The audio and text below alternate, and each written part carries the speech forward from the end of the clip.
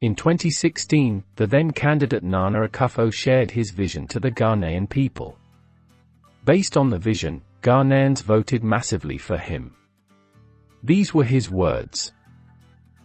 "Our nation is in crisis, a crisis created and sustained by the mismanagement, incompetence and corruption of the Mahama-led National Democratic Congress government. Economic conditions are worsening by the day and there is so much suffering in the land. But Ghana does not have to be like this. Ghana deserves the best. I have dedicated my life to public service to change Ghana for good. As president, with the help of the Almighty God, I will be committed to a different kind of government, one that governs in the national interest, not for private gain. As I travel the country over the years, I see the pain and sacrifices made by ordinary Ghanaians every day. By the farmer who struggles to feed his family and send his children to school, but does not know whether, having made that sacrifice to pay the bills, his children will even be able to get a job at the end of their studies. By the mother of the sick child, who has to walk miles on the dusty road to the clinic to get medicine only to be turned away because the clinic will not accept her NHIS card, and she has no money to pay. By the young man and woman who, through no fault of their own, have had to drop out of school and cannot find a way out of life's difficulties. By the young man who, because of financial circumstances at home, never had the opportunity to go to school and is now sleeping rough on the streets of Accra. By youth who have worked hard at school, or the university, but still cannot find a job when they leave. They become street hawkers and even open roadside shops, but find they struggle to survive because the falling cedi raises the costs of their goods. Their shops also close because they cannot afford electricity bills.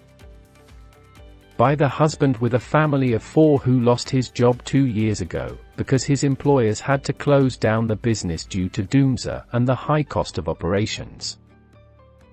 By that young woman whose wages can barely cover her transport fares to and from work and her share of the 1-bedroom she shares with her friend, and by the Kaye who have no opportunities or shelter and are forced to sleep on the streets of our cities. It is for these people that I am running for president, for ordinary Ghanaians who have been betrayed by a government that does not care. It is to them that my government will be dedicated. My vision for Ghana is of an optimistic, self-confident and prosperous nation with a strong and thriving democratic society in which mutual trust and economic opportunities exist for all, irrespective of their background.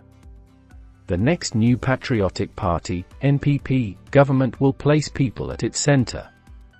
Their hopes and their concerns will drive its policies and priorities. I promise to build a Ghana that works and gives each and every one of us the opportunity to improve our lives.